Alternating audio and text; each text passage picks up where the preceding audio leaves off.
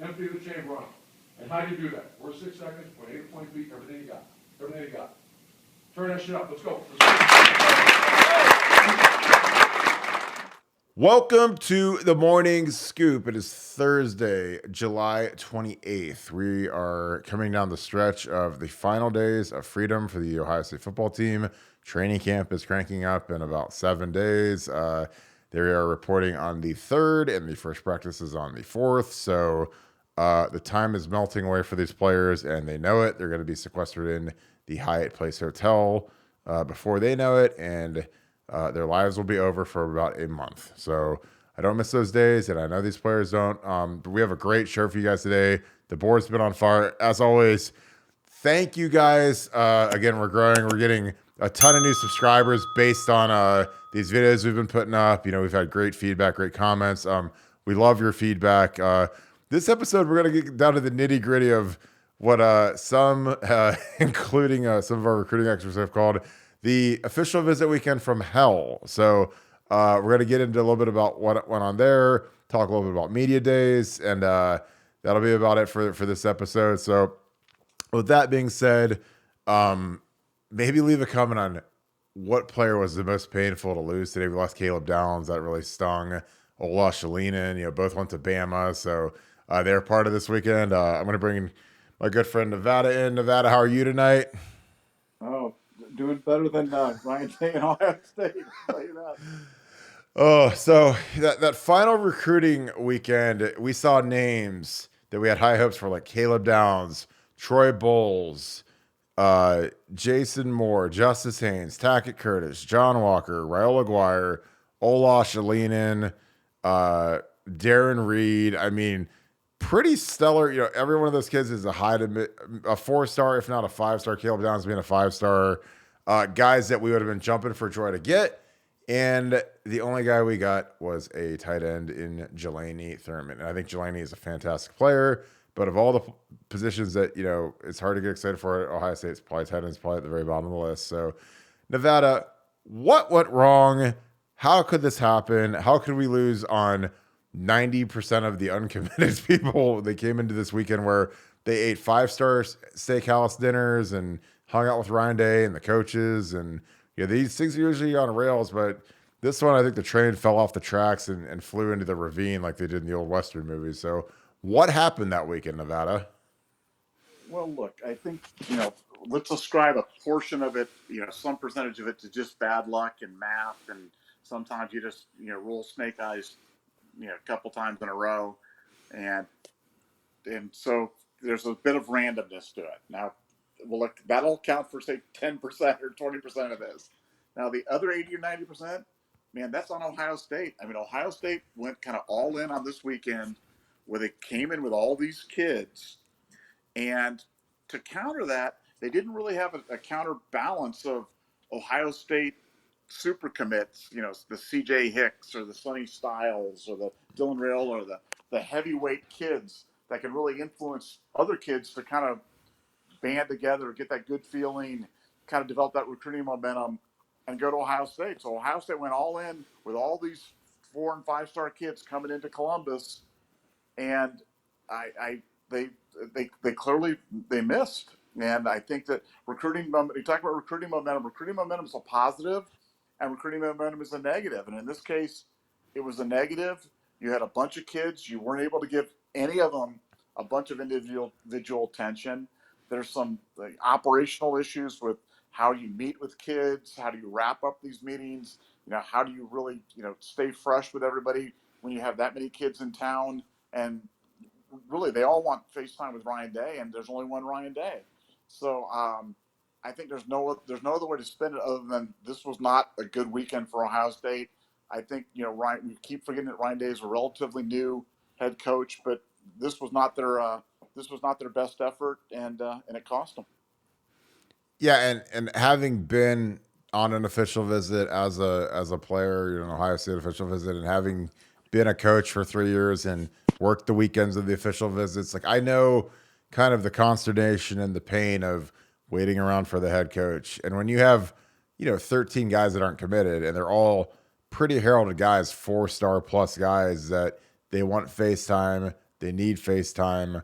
Um, it can get tough because I mean, when you're sitting around the Woody Hayes for hours waiting for Ryan Day's appearance, like it's kind of like you're sitting at the BMV waiting to get your license renewed or something like that. It's not very fun. Like you're not eating steak dinners and whatever. And I think that when you have the hardcore Buckeyes like Dylan Raiola or CJ, CJ Hicks, like those kinds of guys, they don't need to meet with you on Sunday, so you can kind of bump them down the list. A lot of these kids, by Sunday they're ready to fly home.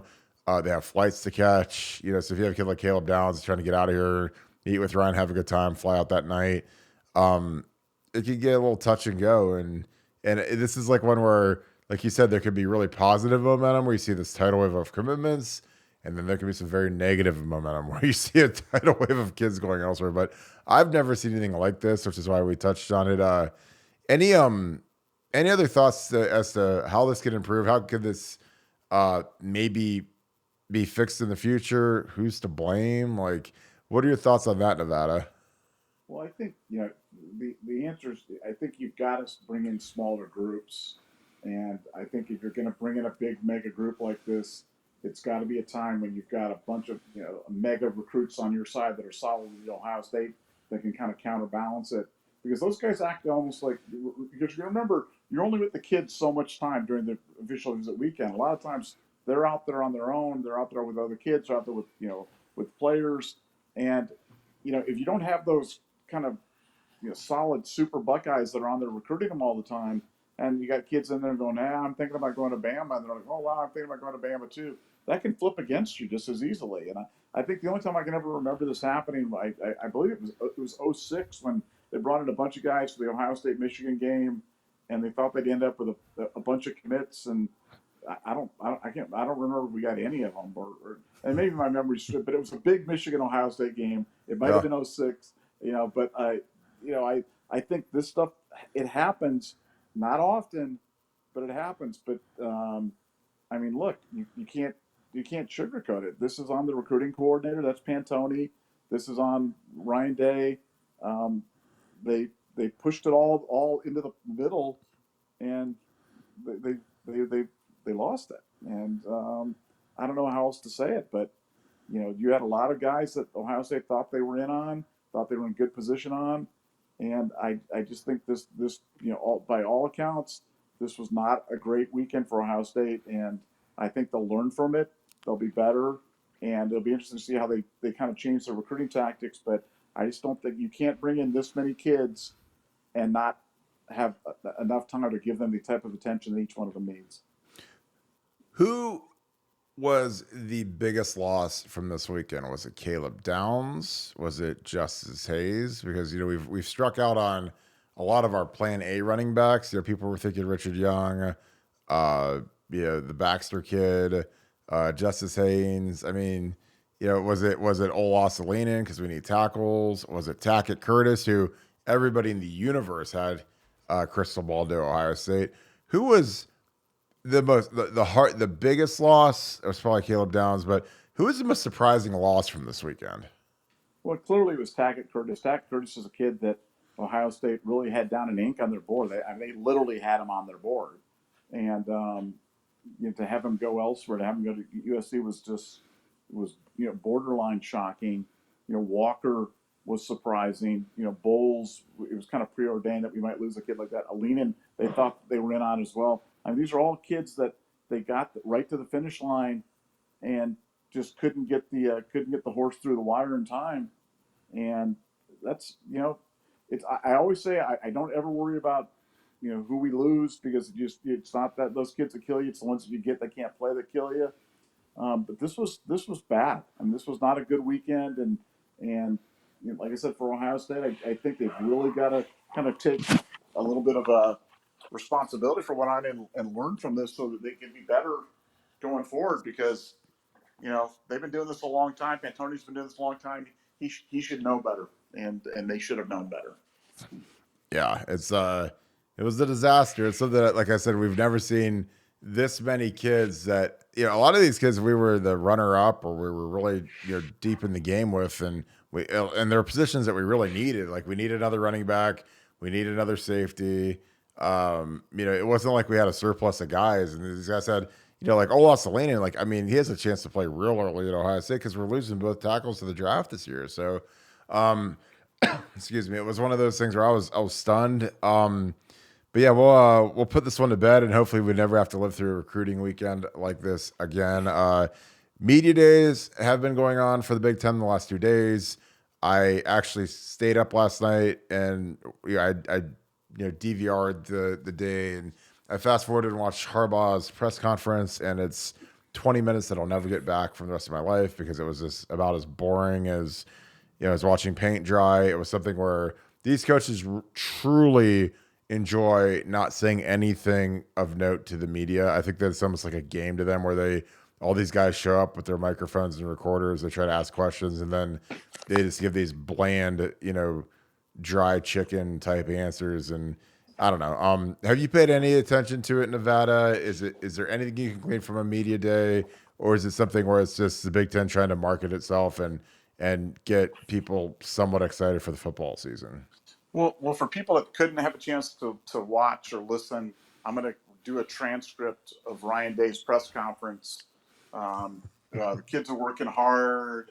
Everybody's motivated. They're reminded them about the Michigan loss. Didn't achieve any of our goals from last year, so we're going to be motivated this year. CJ Stroud looks fantastic. Zach Harrison's going to be a beast. And we can't wait to get at it. And we respect every opponent. And we can't wait. We're really excited to play Notre Dame and the night game. That's going to be a lot of fun for the fans. And we can't wait. Go Bucks! So that was the press conference in less than 2 minutes. And for anybody who was interested, that'll be the press conference next year. Except for they'll change a couple of names. They'll change CJ and they'll change Zach Harrison and stuff. But that'll be the same thing they'll do next year. So you're not getting a whole lot. You're not getting the secret sauce out of these guys. And like you said, it's almost a game to them. That's why Harbaugh. I mean, whether you agree with his position on the things that he was taking positions on about abortion and about kids and about this, I mean, at least he said something. I mean, it was of interest. It kind of just like, wow, that was kind of different. But no, Ryan is a master of saying next to nothing, and he's very, very good at it. Yeah, he's from the Jim Tressel School of Media. He's definitely not Urban when it comes to, because Urban, he was about as measured as a chainsaw when it came to giving answers. And I think the media used to love that. But, Ryan and Chester, they're the masters of saying 2,000 words at a press conference and not giving a single interesting anecdote to anything, which is great. But, I went to Big Ten Media's media days as a representative of the program in '07. Me, Vernon Golston, and Marcus Freeman were the three guys that were picked. And, we get coached up hardcore by a PR agency before we go. And then we were with Steve Snap, the late, great, legendary SID Steve Snap. And we're basically told, don't say anything. Don't say it. No bulletin board material. Smile, have a good time. Be friendly, be cordial, but don't say anything. It's like, and for me, like, I love talking to media. I love, giving people good information and good, inside stuff and that kind of thing. That's something I always enjoyed doing because I always respected the press. I really liked them. I thought they were always, working hard to do a good job. And I always thought it was really hard for those guys to do a good job when you just gave them a bunch of like bland oatmeal. Like, it's hard to make a meal when all you have is oats and water. That's how I looked at like a lot of these canned quotes and a lot of these boring interviews. Like, it's hard to make an exciting meal with that. So I always tried to, spruce it up, give them an exotic answer, something they'd actually want to quote, something that they'd be excited to use, or something that would spawn a good a good story in their mind. And most people aren't wired like that. And that's probably why I'm in the message board business now. But I just always laughed at, people get excited to go to these things. And it's just like, I don't know. Like, I know how hard these PR firms work to coach these kids. The last thing you ever want to do is give anybody any sort of billboard quote at a Big Ten media day. And, and honestly, it's not even as exciting as it used to be because it's not in Chicago anymore. It's in Indy, and God bless Indy, but it ain't Chicago. Chicago nightlife's pretty fun. Indy is Indy. They've got, Hooters and Ram Bar, and that's about it. And St. Elmo's. But I mean, Chicago's pretty legit. But, in closing, I appreciate your Ryan Day impression at Media Day because that was pretty spot on. All you had to do is say, 11-2 in a Rose Bowl win is a great year for most schools, but Ohio State is not most schools. So if you throw that in there, you literally had it nailed at 100%. You had it at like 99. So, any parting thoughts? The board has been going crazy. The Oracle's expansion stuff has been nuts. Joe Dram has been killing it. The bank has been really crushing it. Thoughts on what's going on the scoop right now, Nevada? Maybe you could give a little pitch as to why people need to join the scoop, because I've never been more excited about the board, and I don't know if our board's ever been more active than it is right now. No, it's going crazy. And if you're interested in expansion, if you're interested in what's going on behind the scenes at the Big Ten, inside college football, who's going to be next, that type of stuff, we're discussing about that stuff every day. We're breaking stuff on that every day. And with the training camp just right around the corner, there's going to be a lot of great stuff coming out. So there's never been a better time to subscribe at BuckeyeScoop.com, or to make sure you subscribe to our podcasts, or on YouTube, subscribe to the channel. Like I said, it helps us out, and we truly, truly appreciate you doing it. Yeah, and if you want a little Easter egg, you guys might want to tune in on Monday, because I think that something pretty fun is going to happen on Monday. So we're excited about that. So that being said, thank you, Nevada. We are going to wrap this thing up. Again, the board is going crazy right now. The board has never been better than it is right now. Incredible information. Nevada is bringing the inside goods. The Oracle has been unbelievable with the expansion stuff. Super high level information there. Camp's coming, man. We're about 7 days out from training camp happening. You guys want to know what's going on? So the Woody, you know where to come. BuckeyeScoop.com. That being said, thank you, Scoop family. Thank you, Buckeye Nation. We appreciate you guys so much. Leave us some comments. Like the posts. That always helps drive our YouTube up high. And I think that you guys are really going to enjoy our content that's going to be coming over the next month. Tune in on Monday, because Monday's going to be a fun day. I promise you. So that being said, thank you guys. You guys have a great rest of your day. Go Bucks.